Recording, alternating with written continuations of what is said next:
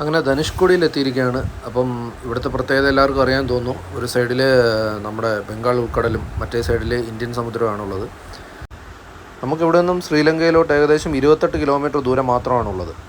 നമുക്ക് അശോക സംഭവം എല്ലാം കാണാം. പക്ഷേ കടലൊക്കെ കയറി മൊത്തം നശിച്ച് ഒരു ഇതായിട്ടിരിക്കുകയാണ്.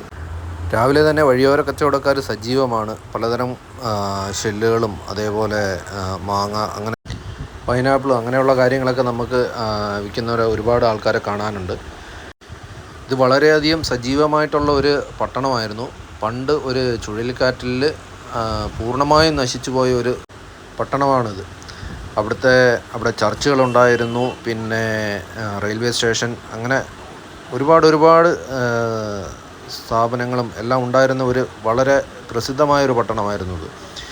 അന്ന് ആ ചുഴലിക്കാറ്റിൽ ഈ പട്ടണം ഒറ്റപ്പെടുകയും അതുപോലെ തന്നെ പിന്നീട് തമിഴ്നാട് സർക്കാർ ഇത് വാസയോഗ്യമല്ലാത്തൊരു പ്രദേശമായി പ്രഖ്യാപിക്കുകയും ചെയ്തു. ഇന്നിതിപ്പം പ്രേതനഗരി എന്നാണ് അറിയപ്പെടുന്നത്. ഇതായിരുന്നു പണ്ട് റെയിൽവേയുടെ പാളം പൊയ്ക്കൊണ്ടിരുന്ന സ്ഥലം. ഇത് റെയിൽവേ സ്റ്റേഷനാണിത്. അങ്ങനെ ഒരുപാട് ബിൽഡിംഗ് നമുക്കിവിടെ കാണാം.